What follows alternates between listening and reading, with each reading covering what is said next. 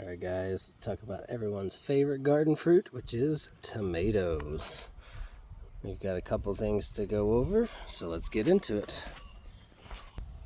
So the first thing we want to talk about are the two different types of tomatoes. We have determinate varieties and indeterminate varieties. So a determinate variety will only get about 3 or 4 feet tall. Okay, it only grows to a certain height, which is why it's called determinate, because there is a determined height at which it will grow. Okay, an indeterminate will grow continually as long as you leave the suckers on. It'll grow like a vine. This one is weaved in and out so that it will grow more bush-like. Otherwise, it'll reach 9, 10, 12 feet tall. Okay, these will grow like a bush. The determinate varieties will grow more like a bush. You can see how it's low-hanging. This is a Tommy-toe variety. And this over here is your standard cherry tomato. Okay.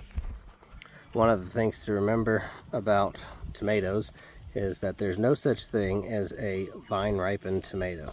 Once they start to turn this yellowish, orangish color, you can actually take them right off of the plant and they will continue to ripen. The next question is suckers. Okay, should we cut them off? Should we leave them on?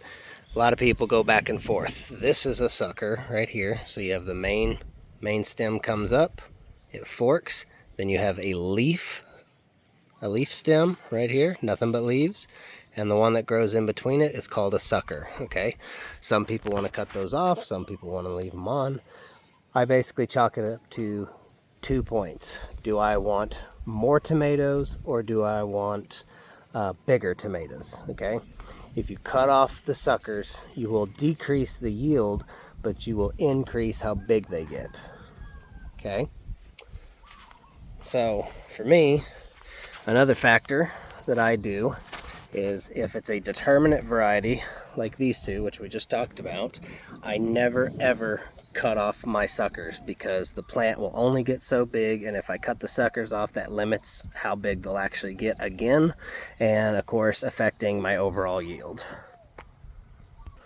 So for the indeterminate variety, some people want bigger tomatoes. I typically leave the suckers on these as well, just because at the end of the day, if I get more yield, then the overall weight and the amount that I get is going to be bigger, and so bigger tomatoes don't necessarily equal more net weight, right? So I personally leave them on. The only time that I take a sucker off is if I'm going to make a new tomato plant, and I'm going to show you how to do that. So after you take your sucker off, you're going to want to put it in a glass of water. It will establish roots, just like this one has. This one is officially ready to go in the ground. I believe this is a beefsteak tomato. I am not 100%, but I'm pretty sure. And so anyway, after you get the roots, you fill up your pot, just like these here. These were all cuttings right here. Okay, so they were grown from a sucker and then put in the soil, and you can see they're doing pretty good. I've even got a Roma tomato growing on this sucker. It's a little deformed, but hey, we're all a little messed up. Another thing about tomatoes is that they really don't like soil splashing up on them. So what I typically do, if I start a plant off from like a cutting or something like that, I will keep the first 8 to 12 inches cut everything off the main stem so that it's bare and it'll grow thicker, and that also prevents the water from splashing up onto the leaves and stuff and damaging it. It's called leaf blight, and they're pretty susceptible. You can see this one's already starting to get leaf blight, so I'll actually take and cut this off so it's not low hanging. So another thing about tomato plants is that they need proper support. This one was actually one that I found growing wild.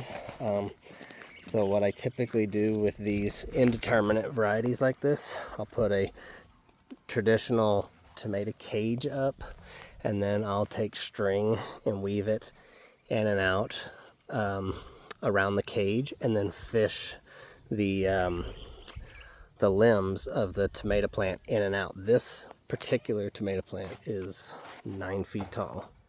But as you can see, because I have weaved it in and out, it's probably only about 4 feet tall. So it would be about 9 feet tall, but because it's all weaved and stuff, it's only about 4 foot by maybe it's a 4 by 3, 4 by 4 maybe. This one is actually getting really, really big, so I'm actually going to have to put in a stake. Being here in Hawaii, we have a lot of lava rock, so the stakes sometimes don't want to go in. But yeah, so proper support. And then the last tip that I'm going to give is that tomato plants like consistent watering. And what that means is, it doesn't mean the same time of day and all that. It just means that if you are going to water them twice a day, water them twice a day every day. Don't do twice a day and then swap over to once a day and go back and forth. You know, you need to do the exact same amounts, whether it be once in the morning, once in the afternoon, or twice a day, whatever it is, just stick with it. All right, and that's my tips for growing tomatoes.